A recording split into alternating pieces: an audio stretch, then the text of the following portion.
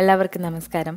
ഇന്ന് നമുക്ക് വളരെ ടേസ്റ്റി ആയിട്ടുള്ള കടായി ചിക്കൻ എങ്ങനെയാണ് വളരെ എളുപ്പത്തിൽ വീട്ടിൽ തയ്യാറാക്കി എടുക്കുന്നത് നോക്കാം. ഈ ഒരു റെസിപ്പി എന്ന് പറയുന്നത് നോർത്ത് ഇന്ത്യൻ ടേസ്റ്റിലുള്ള ഒരു റെസിപ്പിയാണ്. നമ്മൾ റെസ്റ്റോറൻറ്റിലൊക്കെ കഴിക്കുന്ന അതേ ടേസ്റ്റിലുള്ള ഒരു റെസിപ്പിയാണിത്. എൻ്റേതായ സ്റ്റൈലിൽ ഞാൻ ചെയ്തെടുത്തിട്ടുള്ളതാണ്. അപ്പോൾ അധികം താമസിയാതെ നമുക്ക് ഈ ഒരു കടായി ചിക്കൻ എങ്ങനെയാണ് തയ്യാറാക്കി എടുക്കുന്നത് നോക്കാം. അപ്പോൾ ഇത് തയ്യാറാക്കി എടുക്കാൻ വേണ്ടിയിട്ട് ഞാനിവിടെ 1/2 കിലോ എല്ലില്ലാത്ത ചിക്കൻ്റെ കഷ്ണങ്ങളാണ് എടുത്തിട്ടുള്ളത്. എല്ലുള്ള ചിക്കനും നിങ്ങൾക്ക് എടുക്കാവുന്നതാണ്. ഇനി ഇതിലേക്ക് ഒരു 1.5 ടീസ്പൂൺ കാശ്മീരി മുളക് പൊടിയാണ് ചേർത്ത് കൊടുക്കുന്നത്. നമ്മൾ ഈ ചിക്കൻ ഒന്ന് മാരിനേറ്റ് ചെയ്ത് വെക്കാൻ പോവാണ്. പിന്നെ വേണ്ടത് ഇഞ്ചി വെളുത്തുള്ളി പേസ്റ്റാണ്. ഇവിടെ 1.5 മുതൽ 2 ടീസ്പൂൺ വരെ നമുക്ക് ഇഞ്ചി വെളുത്തുള്ളി പേസ്റ്റ് വേണം. ഇനി ഈ ഒരു ചിക്കനിലേക്ക് നമ്മൾ 2 ടീസ്പൂൺ നാരങ്ങ നീര് കൂടി ഒഴിച്ചിട്ട് നന്നായിട്ട് ഒന്ന് മിക്സ് ചെയ്ത് മാറ്റി വെക്കണം. അപ്പോൾ ആവശ്യത്തിനുള്ള ഉപ്പ് കൂടി ചേർത്ത് കൊടുക്കുക. അപ്പോൾ നന്നായിട്ടൊന്ന് മിക്സ് ചെയ്തിട്ട് നമുക്കിതൊന്ന് മാറ്റി വെക്കാം. അപ്പോൾ മിനിമം 1 മണിക്കൂറെങ്കിലും ഇതൊന്ന് മാറ്റി വെക്കുകയാണെങ്കിൽ ഇതിലേക്ക് മസാലയൊക്കെ നന്നായിട്ട് പിടിച്ച് കിട്ടും. ഇനി നമുക്കിതിലേക്ക് വേണ്ട മസാല തയ്യാറാക്കി എടുക്കാം. അപ്പോൾ അതിന് വേണ്ടിയിട്ട് ഞാനിവിടെ മുഴുവനുള്ള 4 കാശ്മീരി മുളകാണ് എടുത്തിട്ടുള്ളത്. അപ്പോൾ നിങ്ങൾ മുളക് പൊടിയാണ് എടുക്കുന്നതെങ്കിൽ അതനുസരിച്ചിട്ട് 1 ടീസ്പൂൺ മുളക് പൊടി മതിയാകും. ഇനി ഇതിലേക്ക് മുഴുവനുള്ള മല്ലിയാണ് ഞാൻ ചേർത്ത് കൊടുക്കുന്നത്. 1 ടീസ്പൂൺ ചേർത്ത് കൊടുക്കുന്നുണ്ട്. മല്ലിപ്പൊടിയാണെങ്കിൽ 1 ടീസ്പൂൺ ചേർത്ത് കൊടുക്കുക. ഇനി ഇതിലേക്ക് ഒരു 1/2 ടീസ്പൂൺ വലിയ ജീരകം, അതായത് പെരിഞ്ചീരകം ചേർത്ത് കൊടുത്തു.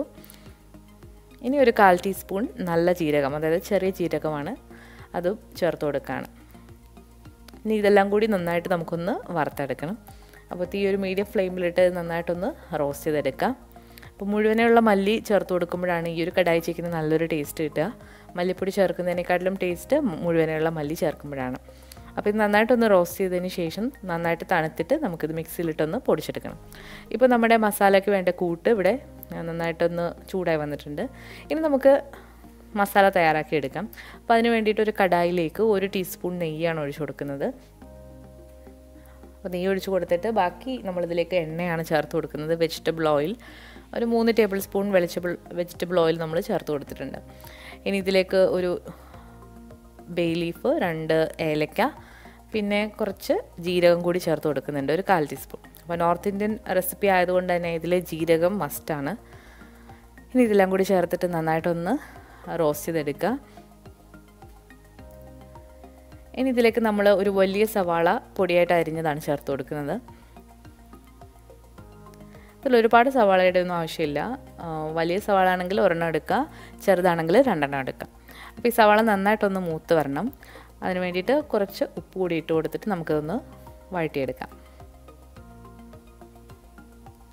അപ്പോൾ സവാള ഒന്ന് മൂത്ത് വന്നു കഴിഞ്ഞാൽ ഇതിലേക്ക് നമ്മൾ 1 ടീസ്പൂൺ ഇഞ്ചി വെളുത്തുള്ളി പേസ്റ്റ് കൂടി ചേർത്തിട്ട് അതിൻ്റെ പച്ചമണം നന്നായിട്ടൊന്ന് മാറ്റിയെടുക്കുക. അപ്പോൾ ഇഞ്ചി വെളുത്തുള്ളി പേസ്റ്റ് കൂടി ചേർത്തിട്ട് നമ്മളിത് വഴറ്റിയെടുത്തിട്ടുണ്ട്. ഇനി ഇതിലേക്കൊരു 1/4 ടീസ്പൂൺ മഞ്ഞൾപ്പൊടിയാണ് ചേർത്ത് കൊടുക്കുന്നത്. അപ്പോൾ ഇത് നന്നായിട്ട് മഞ്ഞൾപ്പൊടിയുടെ പച്ചച്ചുവ ഒന്ന് മാറ്റിയതിന് ശേഷം നമ്മൾ നേരത്തെ മിക്സ് ചെയ്ത് വെച്ചിരിക്കുന്ന ചിക്കൻ്റെ കഷ്ണങ്ങൾ ഇതിലേക്ക് ഇട്ട് കൊടുത്തിട്ട് നമുക്കൊന്ന് ഇളക്കി യോജിപ്പിക്കാം. ഈ ചിക്കൻ്റെ കഷ്ണങ്ങൾ ഇനി ഇതിൽ കിടന്ന് നന്നായിട്ട് വെന്ത് വരണം. നമ്മളിതിൽ വെള്ളമൊന്നും ചേർത്തിട്ടല്ല ഈ ഒരു കടായി ചിക്കൻ തയ്യാറാക്കി എടുക്കുന്നത്. ഇപ്പോൾ ചിക്കനിൽ തന്നെ ധാരാളം വെള്ളമുണ്ട്. അപ്പോൾ ആ ഒരു വെള്ളത്തിലാണിത് കുക്ക് ചെയ്ത് എടുക്കുന്നത്. അപ്പോൾ നന്നായിട്ട് മിക്സ് ചെയ്തതിന് ശേഷം അടച്ചു വെച്ച് നമുക്കൊരു 15 മിനിറ്റ് ഒന്ന് കുക്ക് ചെയ്തെടുക്കാം. ഇടയ്ക്ക് നമ്മളിത് തുറന്ന് നോക്കിയതിന് ശേഷം ഒന്ന് ഇളക്കി കൊടുക്കുക, അടിയിൽ പിടിക്കുന്നോന്ന്. അപ്പോൾ ഞാനൊരു മീഡിയം ഹൈ ഫ്ലെയിമിലിട്ടാണ് ഇത് കുക്ക് ചെയ്യാനായിട്ട് വെച്ചിട്ടുള്ളത്. അപ്പോൾ ഇതുപോലെ ഒന്ന് ഇളക്കി കൊടുക്കുക.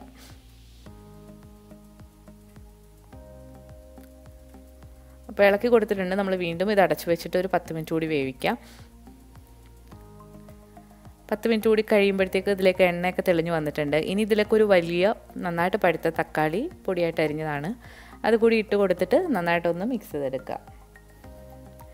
ഇനി നമ്മൾ ഈ തക്കാളിയും ഈ ചിക്കനും കൂടി നന്നായിട്ട് വെന്ത് വരുന്നത് വരെ അടച്ചു വെച്ചിട്ട് ഒന്നുകൂടി നമുക്ക് വേവിച്ചെടുക്കാം. ഇപ്പോൾ നമ്മുടെ തക്കാളിയൊക്കെ ഇതിലേക്ക് നന്നായിട്ട് അലിഞ്ഞ് ചേർന്നിട്ടുണ്ട്. ഈ ഒരു സമയത്ത് നമ്മൾ നേരത്തെ വറുത്ത് പൊടിച്ചു വെച്ചിരിക്കുന്ന മസാല ഇതിലേക്ക് ഇട്ട് കൊടുത്തിട്ട് നന്നായിട്ടൊന്ന് ഇളക്കി കൊടുക്കുക. ഇവിടെ ഞാൻ ഒരുപാട് ഫൈനായിട്ടല്ല പൊടിച്ചിരിക്കുന്നത്, കുറച്ചൊന്ന് തരികളായിട്ടാണ്. അപ്പോഴാണ് ഇതിനൊരു നല്ലൊരു ടേസ്റ്റ് കിട്ടുക. ഇത് നന്നായിട്ട് ഇനി ഇളക്കി ഒന്ന് കൊടുത്തിട്ടുണ്ട്. ഇപ്പോൾ നമ്മുടെ ചാറൊക്കെ വറ്റി എണ്ണയൊക്കെ തെളിഞ്ഞ് വന്നിട്ടുണ്ട്. ഇനി ഇതിലേക്ക് നമ്മളൊരു 1/2 ടീസ്പൂൺ ഗരം മസാല ചേർത്ത് കൊടുക്കുകയാണ്.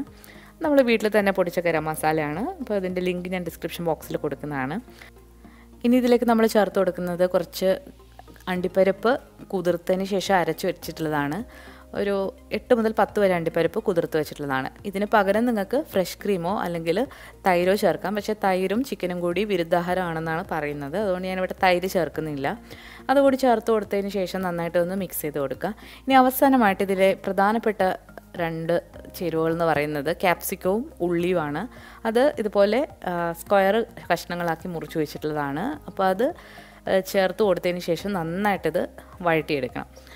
അപ്പോൾ ഈ ഒരു സവാളയും ക്യാപ്സിക്കവും നിങ്ങൾക്ക് സെപ്പറേറ്റ് ബട്ടറിലോ നെയ്യിലോ വഴറ്റിയിട്ടും ഇതിലേക്ക് ചേർത്ത് കൊടുക്കാം. അപ്പോൾ ഒന്നുകൂടി ടേസ്റ്റാണ്. അതല്ല ഇങ്ങനെയും നിങ്ങൾക്ക് വഴറ്റിയെടുക്കാവുന്നതാണ്. ഇത് ഒരുപാടങ്ങ് കുക്ക് ആയി പോകരുത്. കുറച്ച് ഒരു പച്ച ഇതിൽ വേണം ഉണ്ടാകാൻ. അപ്പോൾ നമ്മുടെ വളരെ ടേസ്റ്റി ആയിട്ടുള്ള കടായി ചിക്കൻ ഇവിടെ തയ്യാറായിട്ടുണ്ട്. അപ്പോൾ ഇത് നമുക്ക് ചപ്പാത്തിയുടെ കൂടെയും പൊറോട്ടയുടെ കൂടെയൊക്കെ കഴിക്കാനായിട്ട് നല്ല ടേസ്റ്റിലുള്ള ഒരു കറിയാണ്. അപ്പോൾ എന്തായാലും എല്ലാവരും ട്രൈ ചെയ്ത് നോക്കിയിട്ട് നിങ്ങളുടെ ഫീഡ്ബാക്ക്സ് അറിയിക്കുക.